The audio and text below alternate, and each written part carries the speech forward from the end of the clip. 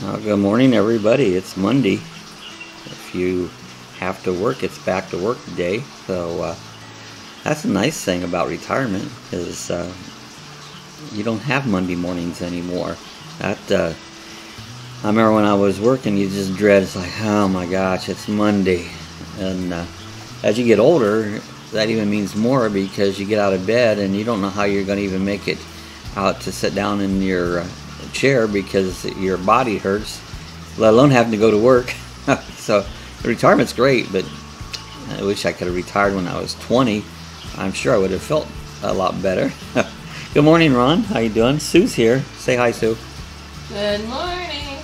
It's sunny out. I don't see a cloud in the sky. It looks pretty nice out there, and so it looks like it's going to be a nice day. Yesterday we got by without no rain, at least right here. There was no rain in this area, so made some smoked chicken quarters. Friend Todd, he come over, rode his bike over there, and he had some chicken with us. Came out really good. They were good and tender now. So it's about like what Ron posted the other day. Yeah, Ron said I feel the same way. Yeah, it's like, you know, it's like somebody would go, "What do you do now you're retired?" It's like, I've always got something I can do, you know. A lot of it is whether I have enough energy to do it. You know, I felt like that when I was still working. So it's like the last 2 years I worked was a struggle. I tell you, it just, there was days I didn't think I was going to make it through the day. You know, and I worked hard. I didn't. My job, I didn't sit in a chair in an office there. I worked. You know. So, anyways, so a little bit of that. Hey Google, good morning. Good morning, Lucky Dog. The time is 8:01 a.m. Right now in DeLand it's 75 and sunny. Today, it'll be partly cloudy, with a forecasted high of 90 and a low of 70. By the way, don't forget to set out trash. Have a good one. Well, trash day, it means we got to set out the trash. That's going to be the biggest thing I do all day is take that trash out. Well, maybe not quite, but it's like... have to drag it out to the street, and then the worst part is after it goes by you have to drag it back in. So it's a thankless job. Well, we should have drag it out a week early this time. Well, I did that one time. It sat out there for about 10 days, you know, because after they picked it up I didn't get out to get it. So, well, you set it out early, like on Thursday. You thought it was Monday. I had a brain fart, you know. Just went out there, oh, I may as well pull the trash one out, you know. It's like, this is Thursday. Don't even set it out till Monday. It's like... Well, on Tuesday you didn't pick it up till probably Thursday again. Oh, I think I got Alzheimer's. I can't remember shit. Or I got CRS. Can't remember shit. CRS. That's one of those things that it can occur at a young age. That CRS disease, you know. Ron says high there is 90 and rain coming in tonight. So, well, see, our rain is... It's typical afternoon. It's the sea breezes come together and we get our afternoon showers, and sometimes it misses you. It'll hit one area but not the other. Yeah, Ron said he has that CRS disease. Most everybody has it. You know, some people are worse, you know. Past 93 here today.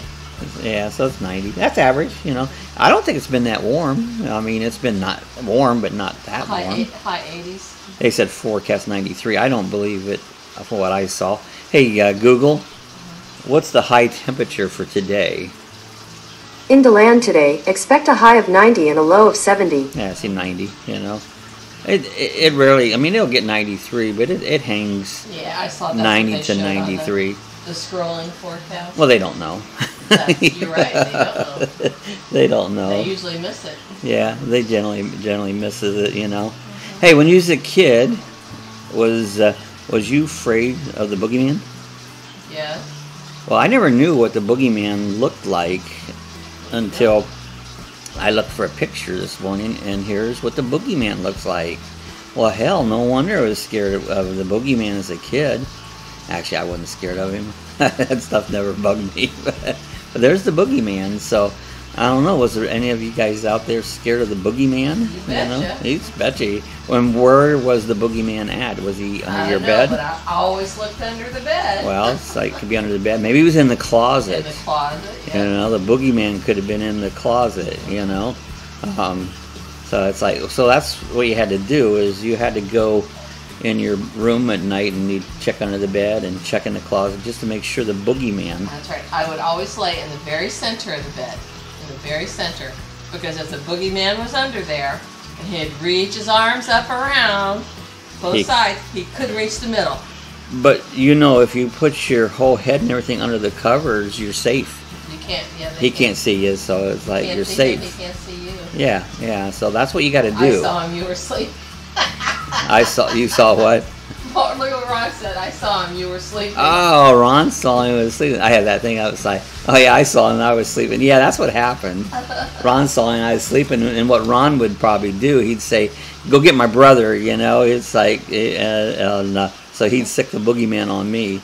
But see, I was smarter than that. I put my head under the covers. He couldn't see me, so he didn't even know I was there on it. So yeah, it was interesting. Wear garlic to bed so the vampires wouldn't get you. Don't get you, yeah. We also stink. Nobody'd want to come and get you. I stink anyway, so nobody's going to want to come after me. Did you tell them about our baby guppies yesterday? I think I mentioned that yesterday. Well, we had a picture. Well, now this morning, what's the development? Oh, well, there's one of them. I haven't really looked close. I haven't turned the light on, but I think one's missing. We only had two. I think they have little slots in this little breeder tank, and I think he was getting his tail kind of stuck out, and one of them sucked him through and probably ate him. But I haven't looked closely enough. I looked a couple times yesterday, and I couldn't find the one, and he was in there, but because I haven't even turned the light on it yet. But we had two little babies, pretty little yellow one like his mama, and a black and yellow one. Black and yellow one. His head was yellow, and from his neck back was black. That was really cool looking. And he's bigger. I've seen the black and yellow one. He's kind of cool, so I hope he raises up. Still waiting on the guppy to have her babies, so she's still hanging in there. But anyways, we were playing with that yesterday.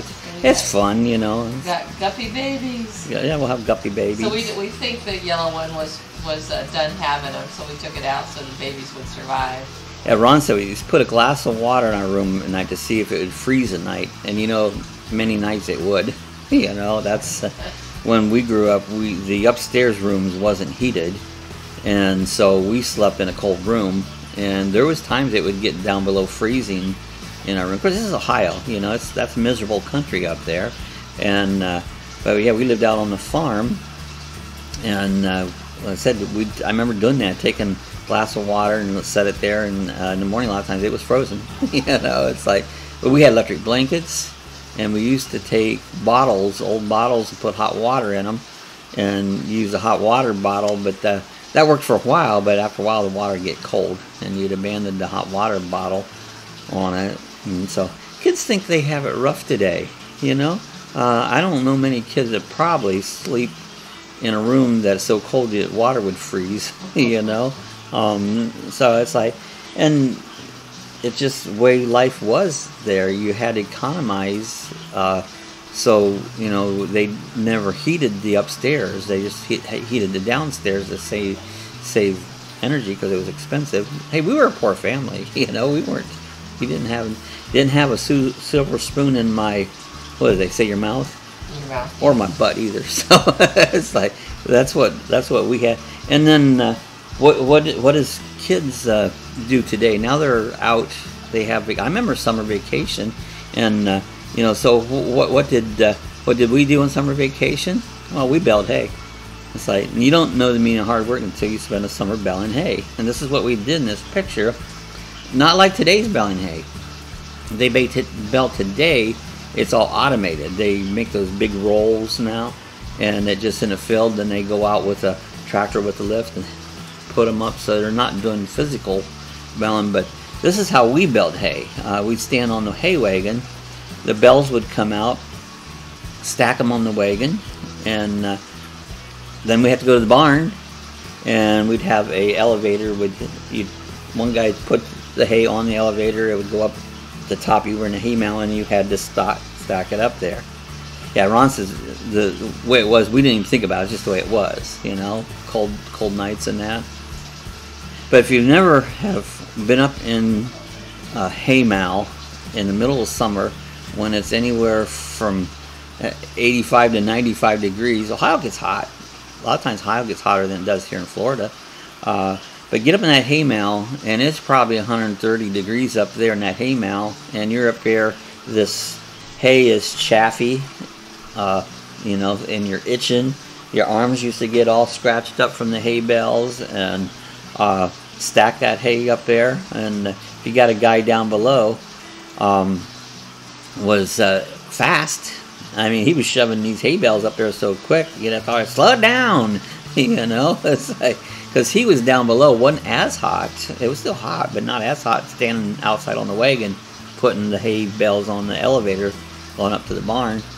And I remember did that, and the old lady that in the farm area, every time we'd come in with another load, she'd always have iced tea for us. We'd get a nice glass. She'd make good iced tea, and have a glass of iced tea before we went over out to the barn and put it up into the haymow on it. So, but that's how we worked as a kids. What does kids do today? They don't do it. 99% of the kids does not know what it would be like to go out and work their ass off out in the middle of a hot summer day. You know, this is what, you know, no wonder we hurt so bad.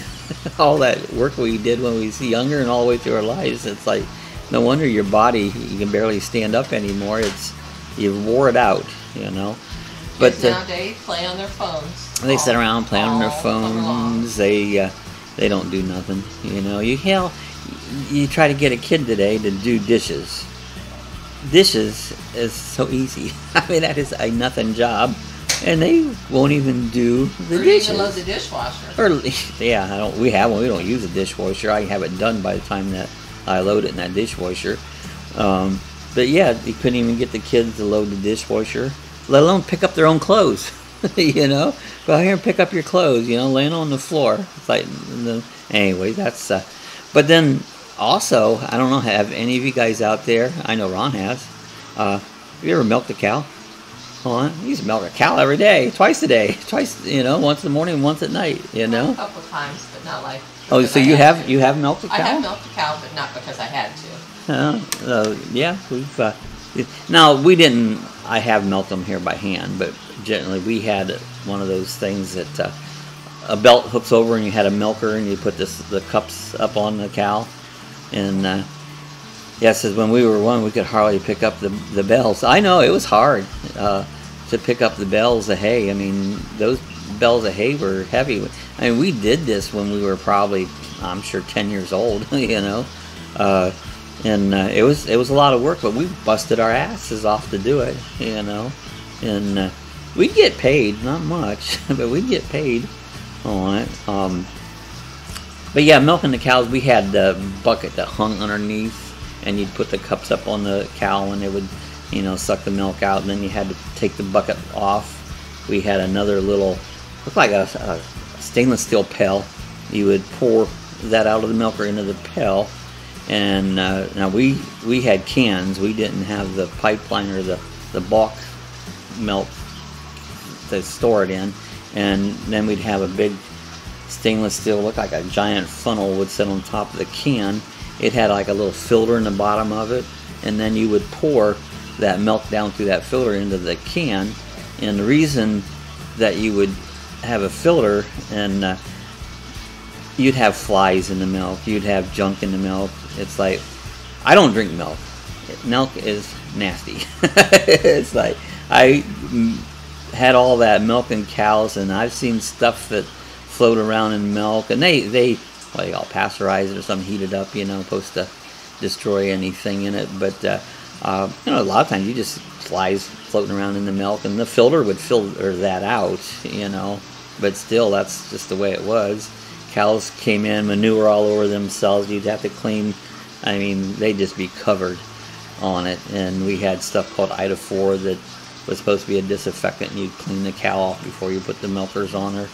And yeah, like Ron said, we would work all day for $1 or $2, you know, a couple bucks, you know, bust your ass for a couple bucks. But that's how I bought my first car. Kept saving my milking and hay baling money until I had $100, and that's bought my first car for $95, and nobody bought it for me. And it sat in the driveway until I could afford insurance, because Dad wouldn't let us take it out unless we had insurance. And they didn't buy the insurance. No, you bought the insurance. Or if it broke down, you fixed it. You know, they didn't hand it to us. You know, I've never had nothing handed to me. So, anyways, that's what we did. You know, milking cows, and that was the lifestyle that we had when we were young. So this was probably back in the '60s and early '70s. You know, that's how we grew up on it. It was, you know, was it a hard life? I guess it was on it. Yep. You know? Hey, do you keep in contact with anybody that you knew when you were 10 years old?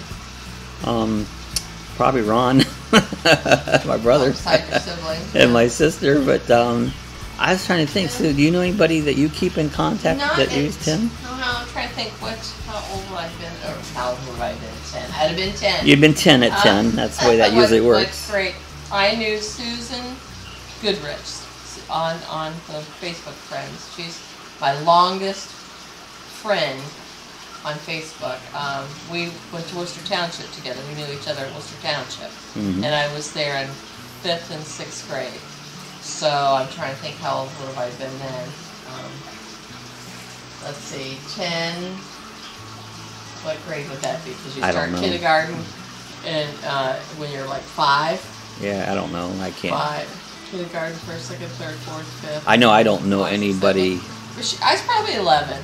11 when I met her. So yeah, I just can't. about Susan Goodrich and Donna. I can't say that I in contact with anybody I knew when I was 10 years old. Yeah. You know, it's I don't even know. I suppose I still know some people. You know, I suppose I see Tom Sportswaller on now and then, and we lived on their farm, so I know them. I was probably about 10 on it. I don't exactly. I mean, once in a while I'll make a comment on Tom's page, but I don't really keep in contact with him. Yeah, I mean, you're contacted just through Facebook. Yeah, it's through Facebook. Not on a personal basis. Yeah. So no, I don't think I do. Honest, I don't think I know of remember anybody when I was 10. That was a long time ago. Yeah. You know, that's been 55 years. Yeah, I'd have to say it was Susan. Yeah, 55. I never thought I'd live this long.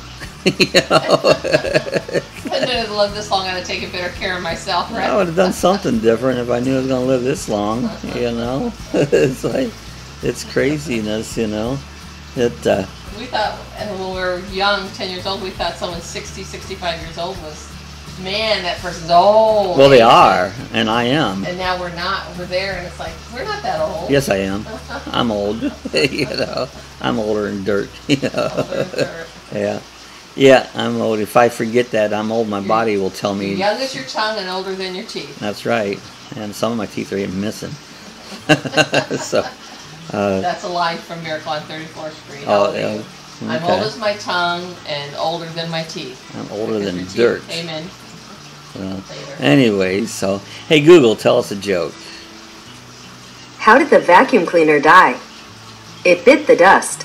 It bit the dust. Oh my gosh. You know, I bought a vacuum cleaner one time and it sucked. You know, yeah, it sucked. Honestly, I wonder what some of those people are doing now. I wonder about a few people that I haven't heard of forever. I mean, like Rennie Austin used to live below us. I don't know whatever happened to him. We lived out in the country, so there wasn't a ton of kids around. You know, there was a couple here and there, but you know, there wasn't you know, tons of them. Gary Snyder, I don't know what Gary's up to nowadays. I haven't looked him up to see if he's even on Facebook or anything. You know, Gary was. We were probably around 10. We used to run around Gary Snyder. His dad used to take us down to Lakeville Speedway. Boys, you mow the yard. Well, I'll take you to the races tonight, and that's what we do. We go down, mow the yard, and he'd take it down to the races. So, one of the Garys married one of the girls from the Moore's greenhouse. I don't think it was Gary Snyder. I think it was Gary Neal. I don't think I know Gary Neal.